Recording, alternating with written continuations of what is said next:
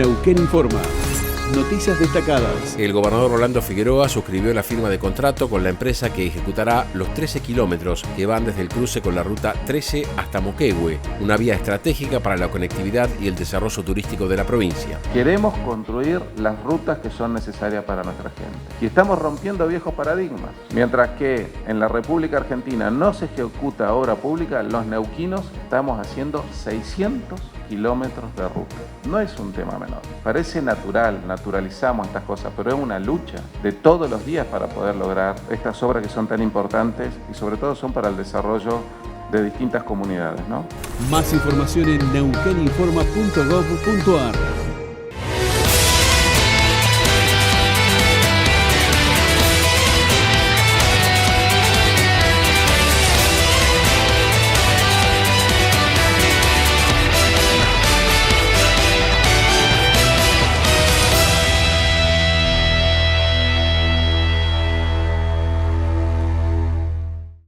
Bueno, hoy ya está con nosotros en el piso de 24/7 la ministra de Educación de la provincia de Neuquén, doctora Soledad Martínez. Soledad Martínez, gracias por haber venido a los estudios. ¿Cómo estás? Muy bien, muchas gracias Santiago por la invitación. No, gracias a vos por venir. Bueno, hay de todo para charlar. Vamos a empezar, yo diría, por el tema gestión. Después, sobre el final, me gustaría alguna cuestión política. Pero del programa de obras de verano, ¿cuánto quedó realizado? ¿Cuánto te conforma? ¿Cuánto falta en materia de infraestructura escolar? Bueno, el plan de verano fue una primera etapa de intervención más profunda en instalaciones o en edificios escolares que requerían de alguna tarea mayor que el mantenimiento en el sentido más estricto.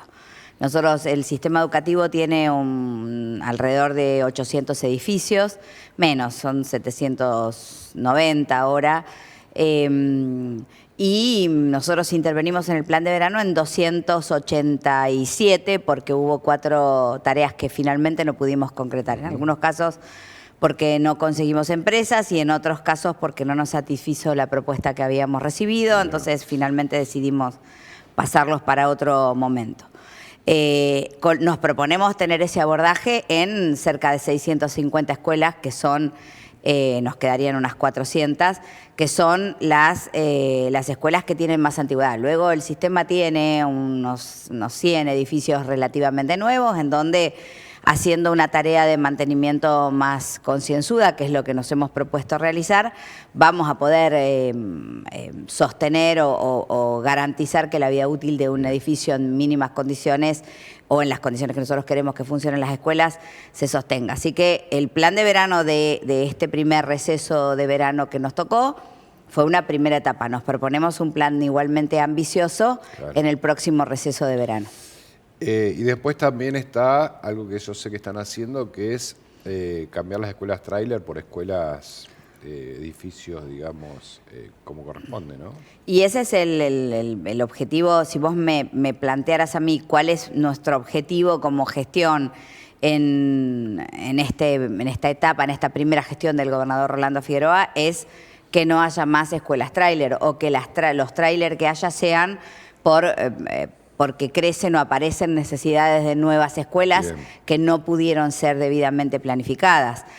Pero nosotros nos proponemos tener una gestión que planifica, que acompaña el crecimiento de las comunidades y que esa planificación comprende, entre otras muchas otras, la infraestructura edilicia, que es me parece que de las primeras necesidades que surgen cuando una población crece. Claro. Así que estamos en esa etapa. Las obras que se están anunciando, las obras que se están ejecutando nos permiten reemplazar o tráiler o dispositivos que son lugares alquilados. No sé, en Rincón tenemos una EPET funcionando en un centro de eventos y en un galpón industrial. No necesariamente en tráiler, pero bueno, no es una escuela y tratándose de un edificio que no es una escuela, las complicaciones para el funcionamiento cotidiano son muchas, ¿no? Porque la arquitectura escolar tiene un diseño por el que la dinámica de una escuela transcurre cómodamente en esas instalaciones. Si vos habilitas cualquier otro espacio como una escuela, te encontrás como con un Tetris, ¿no? Tenés que poner un lugar acá, otro acá, mover cosas y no son satisfactorios los lugares. Con alambre, digamos, que después te termina trayendo más problemas que otra cosa. Sí, es así. ¿Los sindicatos cómo se están llevando? Digo, estamos en un año bastante singular porque prácticamente no hemos tenido medidas de protesta desde el acuerdo salarial de octubre del año pasado. Sí. Bueno, ha sido un hallazgo, ¿no? Algo que desde el sentido común todos los neuquinos y las neuquinas nos planteábamos siempre. ¿Por qué no se negocian los salarios antes de que empiecen, en este caso, las clases? Así que desde ese lugar claramente ha sido un hallazgo, pero yo creo que la regularidad, que la periodicidad, por lo menos en cuanto al sistema educativo refiere, tiene también que ver con una vocación de diálogo que tenemos de manera permanente con las conducciones sindicales de los 3 sindicatos con los que tenemos articulación cotidiana. Este año hubo elecciones en Aten, eso también podría haber generado algunas tensiones dentro del sistema y la verdad que fueron muy puntuales. Sí, algún que otro día de medida. No mucho más. Eso también me parece que tiene que ver con que la respuesta del sistema o del gobierno ha mejorado frente a las necesidades del sistema, entonces había menos de lo que asirse para salir a señalar cosas y quedó más reducida al modelo de gestión sindical que estaba en discusión. ¿Los cargos que reclaman cubrir Aten, se está trabajando en eso? En particular estamos trabajando en algo que sabíamos que nos iba a llevar un tiempo su puesta en marcha, que tiene que ver con la creación de esos gabinetes de apoyo a la inclusión y a los procesos que con mayores niveles de complejidad y con complejidad creciente van ocurriendo en las escuelas y que atraviesan el hecho pedagógico, pero que no son estrictamente el hecho pedagógico. Claro.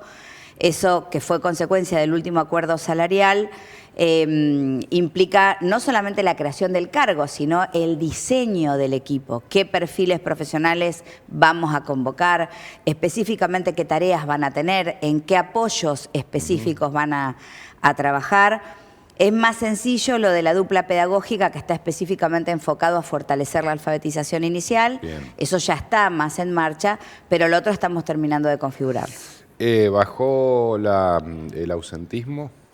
Bajó el ausentismo y lo que es un dato que para nosotros es todavía más significativo es que hemos logrado sostener niveles de regularidad y de continuidad pedagógica mayores con docentes que tienen menos interrupciones por ausencia frente al aula. Entonces, eso se nota en lo que pasa todo el día en el aula. Vos seguís con tu maestro bastante más tiempo de lo que venía pasando. Claro. Eso nos va a mejorar los resultados también de lo que pasa en la escuela. ¿Llegamos a cubrir los días de clase este año que dice el calendario? Vamos a llegar con lo que ya sabíamos que ocurrió, ¿no? Que es una ley de feriados nacionales que nos afectó los días que habíamos de lo que previsto. Depende de la provincia, estamos en calendario. Digamos. Estamos dentro del calendario, sí. Bien. ¿Qué pasó ayer en el Chañar, ministra?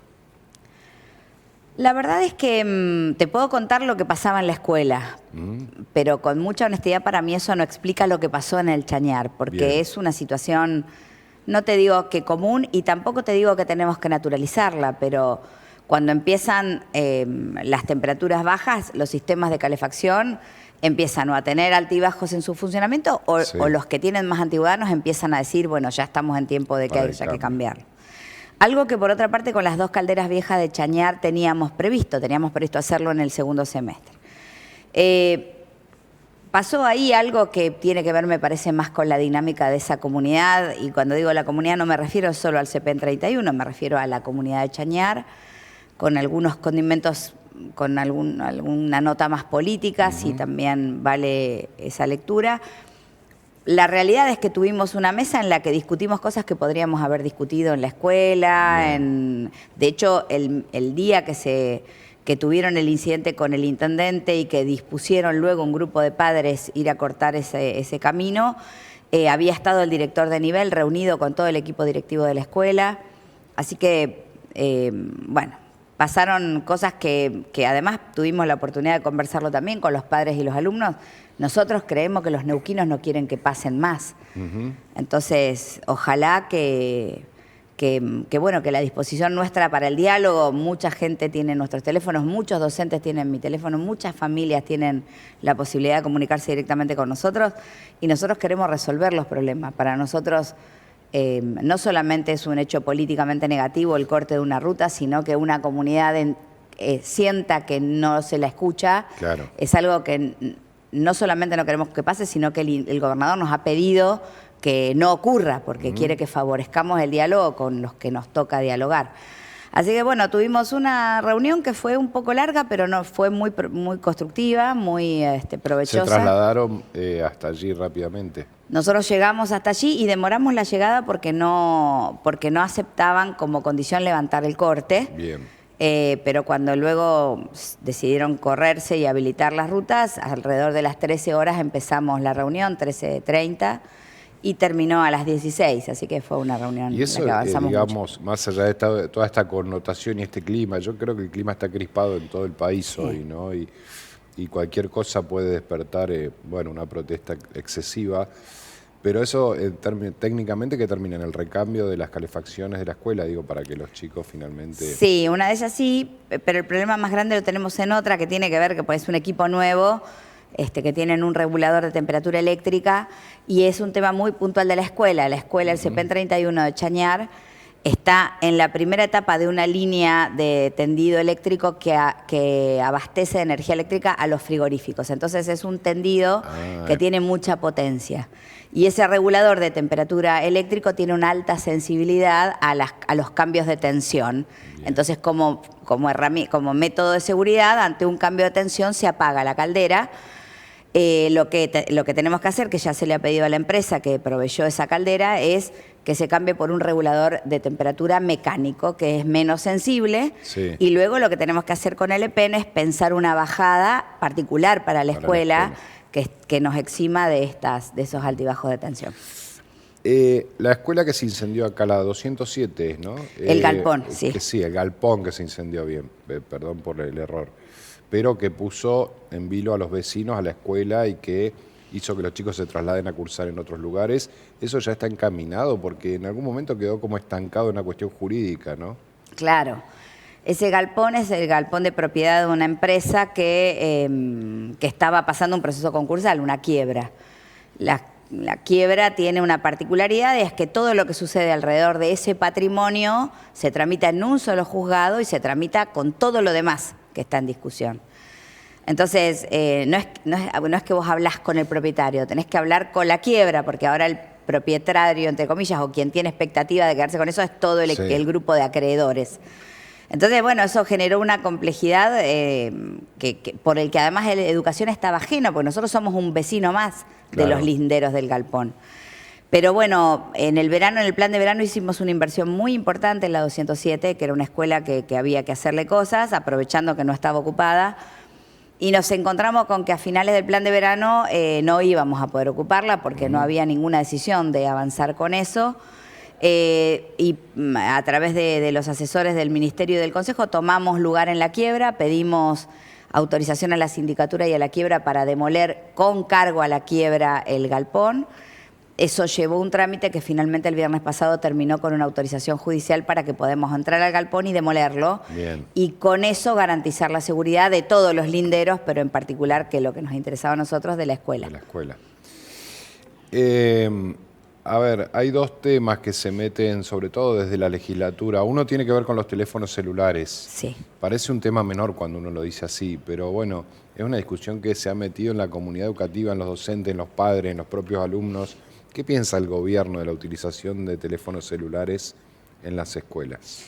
Mirá, nosotros tenemos todos acuerdo en que el uso indiscriminado de los celulares en una escuela es un factor distorsivo, que se suma a los muchos que hoy atraviesan las aulas, en particular de las escuelas secundarias del mundo, no de Neuquén. Porque es una discusión mundial si teléfono celular sí, si teléfono celular no. Nosotros estamos en un momento en el que estamos trabajando en la reducción de la brecha digital, pero estamos hoy frente a la realidad de que tenemos escuelas que no tienen equipamiento para poder trabajar contenidos digitales, para poder reducir, ¿no?, la brecha digital generando herramientas que a través de los dispositivos te permitan acceder a más información o tener otras habilidades. Entonces, nuestra opinión fue que lo que habría que hacer es establecer mecanismos por el que estimular el uso de los celulares con fines pedagógicos dentro de la escuela. Luego estamos frente a otra realidad que ha sido noticia en los últimos meses, que tiene que ver con una creciente manifestaciones violentas dentro de las escuelas o con actores del sistema educativo, a nosotros nos parece que una prohibición de uso de celulares o que retirar el celular va a generar una herramienta, un elemento de mayor distorsión en esas relaciones, ¿no? Hay una construcción que hacer respecto de que el uso de los celulares, así como se está haciendo, no sirve. Tenemos problemas graves con los juegos online que protagonizan adolescentes. Hay una campaña muy fuerte de IJAN, que nosotros hay campañas para trabajar la ludopatía desde el Ministerio de Seguridad. Es decir, hay una situación que es un problema. La realidad es que no prohibir el celular no necesariamente es una herramienta. No sabemos si nos va a ayudar en el aula. En teoría pareciera que puede contribuir, pero luego hay una realidad en el aula. Nosotros, ¿qué hacemos hoy si un alumno no nos entrega el celular? ¿Quién tiene la responsabilidad de la guarda de su celular? Quien me escucha me dirá, eso también son problemas menores. Sí, claro, pero lo que pasa en el aula es eso hoy. No saques tu celular, un docente, un alumno. El alumno lo saca igual. ¿Qué hacemos? Salí del aula, te pongo amonestaciones, no te voy a aprobar. ¿Cuál es la dinámica alrededor de eso? ¿Qué es lo que pasa en el aula cotidianamente? El objetivo grande, quizás podríamos acordarlo. Luego, una ley hay que poder cumplirla, ¿no? Que nos parece que, sí, que no hay es una sacar la ley dificultad. para quedar bien que estás atendiendo el tema y después que en la escuela, digamos... Pero mira, cada uno- nosotros, el hecho más, la potestad más indiscutida que tiene un docente hoy es Sí. calificar a sus alumnos. Sí. ¿Vos sabés la cantidad de situaciones de agresiones que nosotros tenemos registradas porque hay familias que entienden que la calificación que recibió su hijo no es la adecuada? Vos imaginate ese docente frente a tener que retener un celular. Entonces, ¿el celular distorsiona? Sí distorsiona. ¿Prohibirlo ayudaría? Es probable que ayudaría, pero hay que construir una norma que tenga que ver con lo que ocurre en nuestras escuelas y en nuestro sistema. Y es parte de la realidad de los chicos también, ¿no? Digo, tampoco negarles que van a vivir en una era digital, que viven en una era digital, porque le ha pasado muchas veces esto a la educación, de que parece que estuviera unos pasos más atrás de lo que le ocurre a los chicos en la realidad. Nos pasaba a nosotros, de que parecía que la escuela era un mundo y que el mundo exterior funcionaba distinto, y ahí también está la pérdida de interés de los chicos, que van a un lugar donde se les habla de algo que no tiene que ver con su vida, ¿no? Por eso ponía como primer elemento, ¿no? Nosotros hoy no tenemos escuelas completamente equipadas para que los chicos puedan desarrollar habilidades que la era digital y que la modernidad y que las demandas laborales o inclusive de nuevos trayectos formativos les van a exigir. Entonces, frente a eso, el celular es una herramienta que nos permite, mientras vamos a poner en marcha en muy pocas semanas, vamos a anunciar lo que es nuestro plan de reducción de brecha digital, que es muy ambicioso, pero mientras tanto, nosotros, entonces, ¿qué tendríamos que promover? Me parece que lo que tendríamos que promover es capacitación docente por la que el docente encuentre en ese teléfono quizás un socio en el hecho pedagógico. O tareas que a través de la red puedan desarrollar y en la que puedan interactuar los alumnos. Que es una discusión, insisto, no es una discusión de Neuquén. El mundo está discutiendo qué hacer con esas horas de celular en la escuela, que son 4 de todo un día de un adolescente, de toda ¿no? una vida, claro. Sí, sí. Yo a veces cuando escucho que les prohíben buscar en inteligencia artificial o en ChatGPT, digo, al revés, mándenlos a buscar ahí. Claro. Con alguna técnica pedagógica que los haga trabajar sobre esos contenidos. Y además construir un sujeto con sentido crítico que sea capaz de procesar la calidad de la información que la red o que la conectividad te permite, que sepa discernir este contenido es nocivo, este me hace bien, porque esa es la habilidad que nosotros necesitamos que tengan los jóvenes para no estar influidos, para evitar el ciberbullying, bueno, esa construcción, si no la haces con la herramienta, con el dispositivo, no la podés hacer con nada. Bueno, el otro tema que un poco lo trajiste recién, Soledad, es el de la violencia. Hubo algunos casos de violencia y uno no sabe si estamos como en una suerte de exageración frente a ese tema o si realmente hay que cambiar las reglas de juego, ¿no? La violencia dentro de las instituciones educativas, si es que eso existe como tal, ¿no? Hoy. Yo lo digo a un riesgo de que sé que no es muy simpático, pero me parece que es importante. Todos esos hechos violentos que se han hecho públicos son verdaderamente un problema y para cada una de esas escuelas nos exige semanas, meses de trabajo de los equipos acompañando a docentes, a familias y fundamentalmente a los alumnos y a las alumnas, que son la razón de ser del sistema educativo. Ahora, el dato es un dato realmente marginal del sistema en esos niveles de violencia. Bien, en términos estadísticos es un... Y mira, nosotros tenemos el sistema educativo público, tiene 235.000 alumnos, tenemos 28.000 docentes y casi 10.000 auxiliares de servicio. Y nosotros hablamos de hechos de estas características que se cuentan con los dedos de las manos. Claro, claro. Entonces, ¿es una pavada? No, no es una pavada que una madre entre con la hermana de un alumno y le pegue a 2 integrantes del equipo del que vamos a hacer una pavada. Ahora, que eso configure al sistema educativo como un sistema violento me parece que es un desborde, ¿no?, en la caracterización. Pero vos lo decías recién cuando hablábamos de si le quito el celular o no le quito el celular. Estamos en un momento, o hablábamos del corte de ruta, perdón. Estamos en un momento en donde la sociedad se manifiesta de manera cada vez más violenta en cualquier circunstancia. ¿Por qué la escuela estaría ajeno a eso? A ese clima, sí. Pero claro, vos tenés ahí la realidad circunscripta a un espacio físico que es la escuela, a esa comunidad, y entonces es más visible. Pero habría que salir a hacer un relevamiento en supermercados para ver cómo reacciona alguna gente frente a algún reclamo de algún cajero. Claro. Porque la verdad es que nos está pasando eso como sociedad. Lo que pasa en las escuelas es una manifestación de una sociedad que involuciona en el acuerdo de cómo resolvemos nuestras diferencias. Bien. Eso es lo que pasa en la escuela. Vamos a la política. ¿Por qué el Frente Grande se siente parte de la neuquinidad? Bueno, tenemos un acuerdo más de fondo que tiene que ver con lo que nosotros durante muchos años entendíamos que tenía que ocurrir en la provincia y que cuando nos sumamos a la alianza del Frente Neuquinizate, el gobernador comprometió a hacer si era gobernador.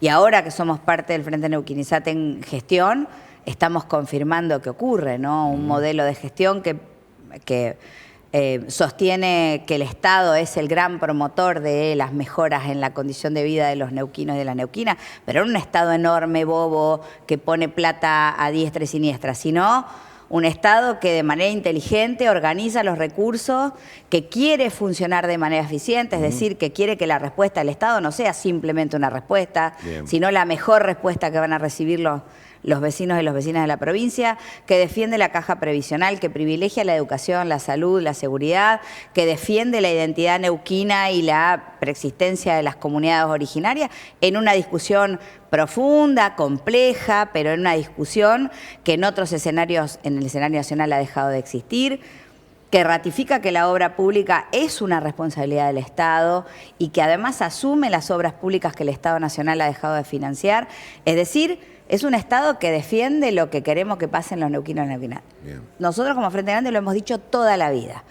Por supuesto, están quienes dicen que no tiene que ser desde ese lugar. Bueno, también creemos que el gobernador Rolando Figueroa ha logrado construir un modelo de acuerdo político que es lo que la sociedad también pedía, ¿no? Los corsés partidarios, los colores partidarios, hace tiempo que están diluyéndose y que la discusión que los neuquinos y las neuquinas quieren, y yo creo que los argentinos y las argentinas quieren, es la discusión a la luz de qué queremos que pase cuando llegamos a los lugares donde tenemos que tomar decisiones.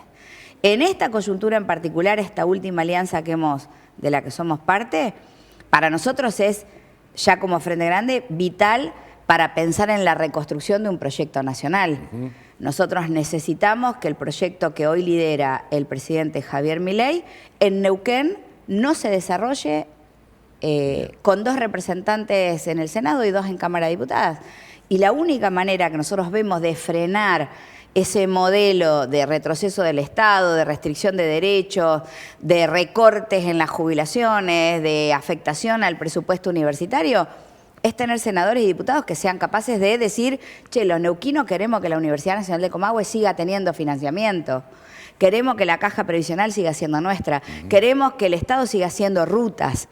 Vos no lo querés hacer, no lo hagas, pero nosotros lo vamos a hacer y no nos amenaces. Esa es la razón por la que hoy nuevamente ratificamos nuestra participación en el Frente Neuquén-Izate. Hay temas que están en la agenda del Frente Grande desde su nacimiento. Transparencia, lucha contra el clientelismo político, contra la confusión Estado-partido. Digo, muchas banderas que han sido la discusión eterna frente a un MPN que finalmente termina perdiendo ante este armado. ¿Están presentes esas banderas? Sí, de manera permanente. Nosotros, en cuanto a hecho político importante, tenemos la oportunidad de escuchar al gobernador, es parte de su discurso. Y no es simplemente un discurso, nosotros lo vemos en la participación creciente de proveedores en la obra pública, lo vemos en el interés por... Nosotros ya hicimos un llamado de licitación para comprar equipamiento y después de años de tener 2 o 3 oferentes, tuvimos 12 oferentes. Y eso es porque claramente todos quienes han sido proveedores del Estado saben que estamos frente a una realidad en la que ya no están acordadas las condiciones de esos contratos. Pasa lo mismo con la obra. Nos proponemos además que la obra pública se cumpla en tiempo y forma, porque detrás de las prórrogas y de las extensiones de plazos había un gran negocio también vinculado a la obra pública. Cobraban cada vez más cuando no hacían las obras. Exactamente. Entonces hay verdaderamente un cambio del modelo de gestión, que es un cambio que se propone transformar la cultura de la obra, la cultura de los proveedores, y con ello todas esas cosas por las que siempre desde el Frente Grande creíamos que había que hacer un cambio en el Estado neuquino. Nos sentimos muy orgullosos de ser parte de ese proceso hoy también. ¿Vas a ser candidata, Soledad?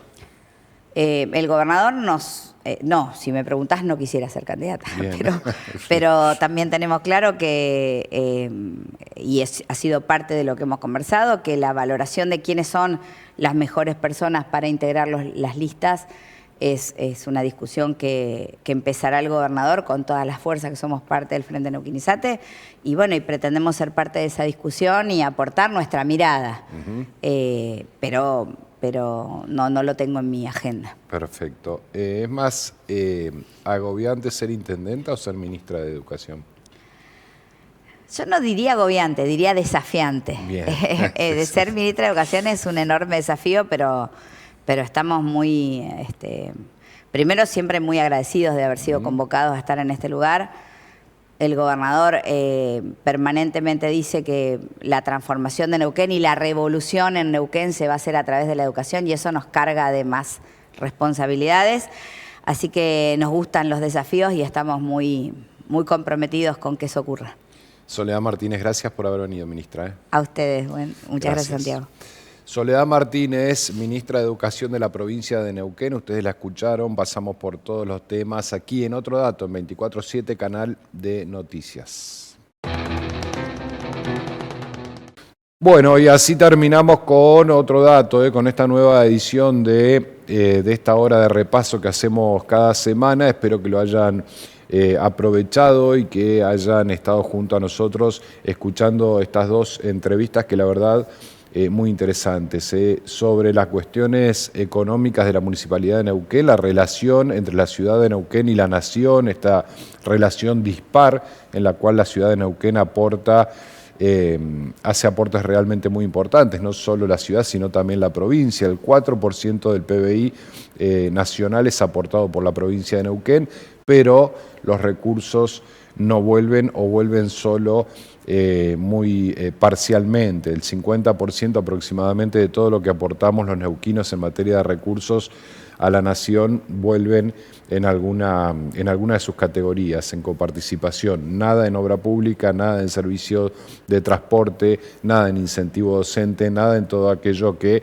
desde la Casa Rosada decidieron recortar. Una discusión que se viene, que ya está planteando Gaido en la ciudad de Neuquén, que ya están planteando los gobernadores a nivel nacional, es decir, ¿Qué pasa con todos esos recursos que las provincias le aportamos a Nación, pero que a partir de la política de recorte y de ajuste del gobierno nacional no vuelven a cada una de las jurisdicciones? Y el otro tema, por supuesto, que hemos aprovechado, yo creo, muy bien en la charla con la ministra Soledad Martínez, que tiene que ver con la infraestructura escolar, la relación con los docentes, la continuidad de las clases, las nuevas tecnologías y los alumnos, el tema del teléfono celular en las escuelas, la violencia en el sistema educativo y también, por supuesto, para finalizar, la política. El Frente Grande es una de las fuerzas que integra la neuquinidad, es una de las fuerzas que se sumó a la coalición conducida por Rolando Figueroa. Y hemos estado hablando con Soledad de cómo se siente representada una fuerza como el Frente Grande, progresista, con banderas históricas como la transparencia, con banderas históricas como la lucha contra el clientelismo político, a favor de la presencia del sector público en el desarrollo de las comunidades. Bueno, nos decía Soledad que, entre otras, esas banderas hacen sentir parte al Frente Grande de esta coalición de la neuquinidad, que va a confrontar fundamentalmente con la Libertad Avanza en las elecciones para el Senado y para la Cámara de Diputados en octubre. Bueno, por allí hemos transcurrido el programa de hoy. Espero que lo hayan disfrutado junto a nosotros. Buenas noches, que descansen y nos encontramos el próximo jueves, como siempre, a las 21 horas en la pantalla de 24/7 Canal de Noticias.